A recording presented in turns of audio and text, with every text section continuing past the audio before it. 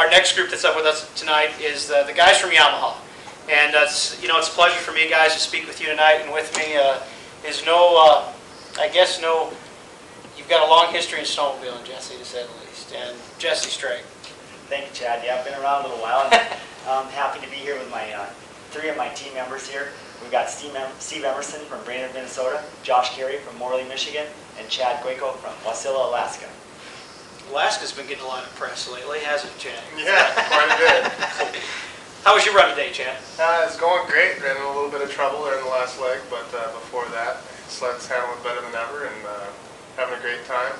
Tomorrow's another day of racing and can't wait. Well, Chad, you've been around the 500 a lot. How many 500s have you run? This will be my fourth one. Wow, cool. And isn't it funny? I mean, I've been around here a while too, running here. You get to see a lot of the terrain you recognize too after a while, don't you? Yeah, exactly. The same old ditches and same old approaches. And yeah, I've come into some sections and you look around. Yeah, I think I've been here a little more. Are you doing anything different tomorrow as far as setup goes on the sled? Did you learn anything today that you've changed in your repair session today that things might help you tomorrow?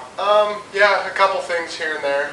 For the most part, sled's working so good that I don't really want to touch it too much. But a few things that I learned and make it handle a little bit better on the river and just pay more attention. Right. Cool. Well, that's a good thing, right? Yeah, he's in good shape. He had a heck of a good run going, and he was dicing with Dick, and he actually passed Brian Dick coming into the second fuel stop.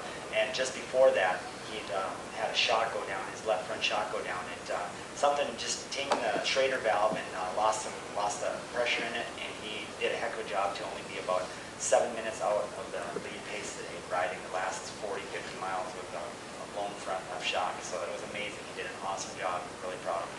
I think a lot of people, obviously you guys are racers, but I think a lot of people that are listening to us or watching our program don't quite understand if one thing goes wrong, you're done. Your 500's over. And literally, you work the week before.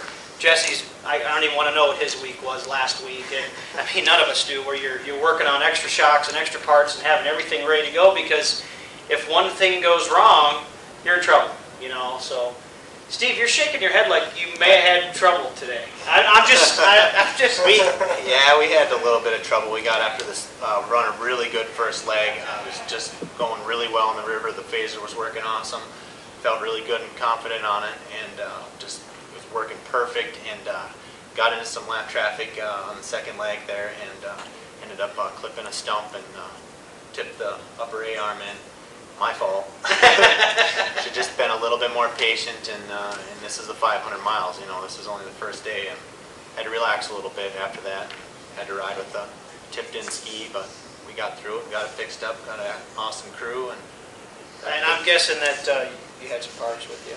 Well, he actually had everything that he needed, so we didn't have a lot of extra phaser parts, so these guys brought a lot of their own stuff. So they've been doing a heck of a job kind of running their own program. Steve does an excellent job. And he gets a lot of help from Steve Bannerputty at Brothers Motorsports. They do a incredible job. I was talking to the guys from Arctic here a minute ago, and I think what goes unnoticed in cross-country racing, and it's more prevalent in my opinion, maybe even than snowcross, is so much of what you guys do and the information you give Jesse, and Jesse passes up the stream to Yamaha, guys, goes back to the consumer.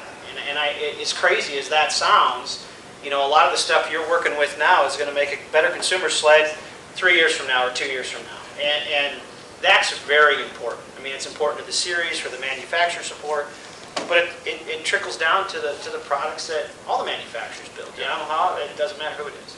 I mean, So how'd the rest of your guys fare?